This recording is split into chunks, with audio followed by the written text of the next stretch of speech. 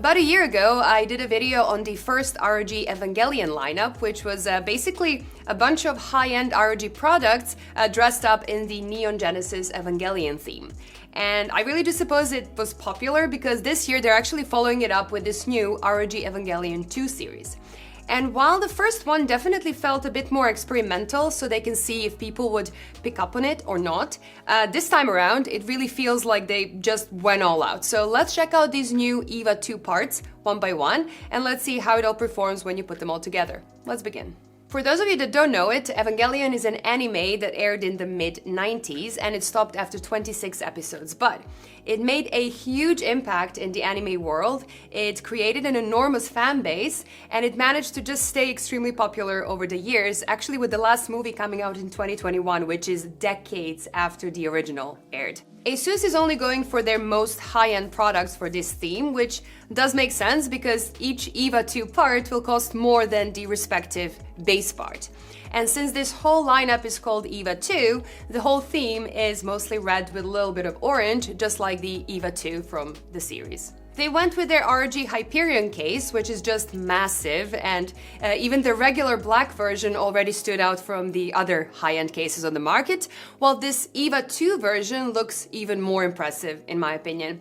I already reviewed the case in a dedicated video, so I'm not going to repeat myself that much, but it is very important to say that this is an extremely well-built case. It has a strong metal frame with handles that you technically can use to move your PC around, but I don't really recommend doing that very often because the case is very heavy. The tempered glass doors are thick and heavy with properly offset hinges, so you can easily put them back on once you've taken them off. The red parts on the side are all metal as well, and they basically only use plastic where they really had to, so the quality, fit, and finish are all there. There's a ton of space on the inside for pretty much any build you have in mind, and they didn't really hold back on a bunch of EVA details on the inside either. For the motherboard, we have the ROG Z790 Hero EVA-2 edition, and it is a high-end Hero motherboard which doesn't really need much introduction. So you basically get all the bells and whistles you need, like overkill VRMs, lots of storage options, USB options, and all the hobby features.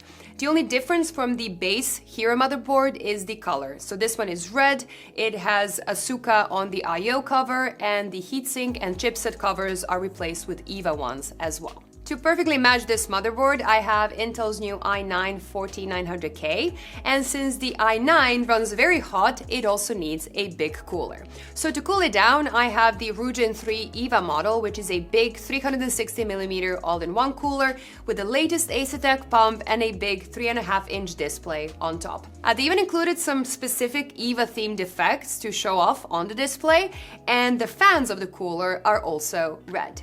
Now, since ASUS doesn't have their own memory modules and there are no EVA-themed ones that you can buy, I went for the Corsair Dominator Platinum RAM for a bit more RGB instead. And the GPU is obviously the ROG Strix RTX 4090 with the EVA makeover. I mean, it is the fastest graphics card on the market, it is massive, it looks great, and it just performs great.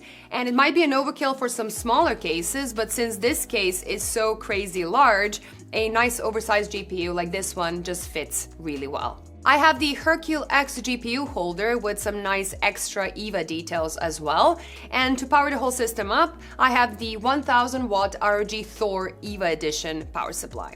Now, this power supply was actually the same power supply that went with the EVA-01 series, which looked a bit odd back then because EVA-01 was mostly purple, but here it just fits perfectly. And I do have to say that the whole build looks pretty impressive, and it just all goes really nicely together. I mean, it's not the first time that we're seeing hardware with a specific theme, but it is pretty rare to see a full lineup of products that actually have a coherent overall theme when you put them all together. I mean, I did like the EVA-01 build as well, but I do think that this one just looks much better overall because the overall color scheme is a bit brighter, a bit more visible, and I would say incorporated a bit better, and also the fact that the Hyperion is just a better showcase to begin with. If you wanted to complete your setup, they also have some accessories, including a Gladius 3 wireless mouse, a Scope RX keyboard, and a large mousepad. Unfortunately, there are no EVA-02 themed monitors this time around, but that kind of makes sense because picking the most high-end components is easy enough, but picking one high-end monitor that just fits everyone is very hard to do. I just do wish they added an EVA-02 headset to just complete the whole peripheral set. Anyway, the i9-14900K combined with an RTX 4090 does really well.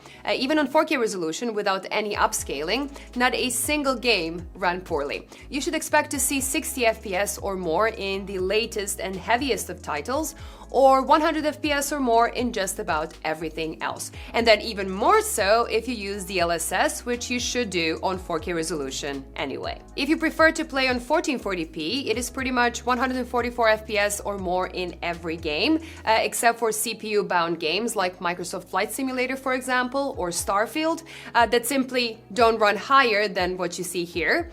So it is about as fast as any PC can get.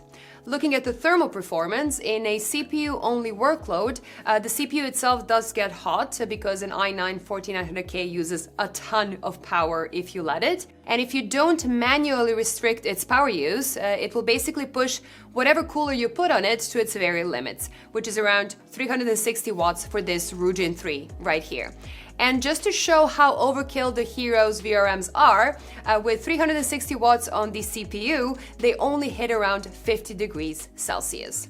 The build held up really well as well, with the inside of the case remaining at around 26 degrees. And if you set the system to be a bit more reasonable, so with the i9 limited to its 253 watt TDP and the fans limited to 40 decibels at 50 centimeters of distance, which is what I would consider to be a reasonable noise level for a PC under load, the CPU was kept at under 70 degrees, while the case temperature, motherboard sensor, and just about every other sensor just looked really great. While gaming, things got a bit more interesting because now we have the RTX 4090 pushing 410 watts of heat into the case as well.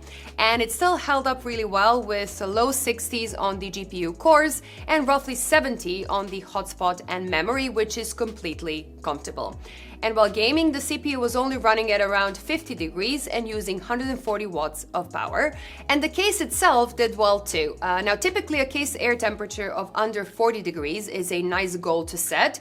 And here it was only 33 degrees. So there's definitely enough room to make it run even quieter if you want to, or to overclock it if you want to go the other way. So it clearly performs great, as you probably would have expected from a high-end ROG build. But it is still very good to see the results because not everything that is expensive automatically performs well, because this is going to be very expensive. So this whole build will cost you roughly 5,500 euros here in the Netherlands. Now, if I look at the same exact build with the non-EVA ROG parts, it will cost you around 5,100 euros, which is already a lot if you consider that if you go for a full tough build with the same i9 and a 4090, it will cost you less than 4,000. But ROG was never meant to be reasonable. It was meant to just stand out and to cost more. And if you have that in mind and you don't mind paying a premium price for the ROG stuff to begin with, the roughly 400 euro-ish premium for the EVA-themed version doesn't even seem that crazy at all. Now, of course, it's going to perform exactly the same, but if Evangelion is your thing and you're an ROG fan that has some extra money to spend, this build will definitely be an eye-catcher. That is all I have for today. I hope you enjoyed this build and this video. I was surprised how many Evangelion fans were interested in the previous EVA-01 build, so I would love to hear what you think about this one as well. Now, big thanks to ASUS for sending this stuff and for sponsoring this video, and I have to say that I'm quite a bit sad to have to send it back. So if you like this video and if you want to see more videos like this one, please do consider clicking that subscribe button, because that way you will never miss my future uploads. Thank you all for watching, and I will see you in the next one. Bye!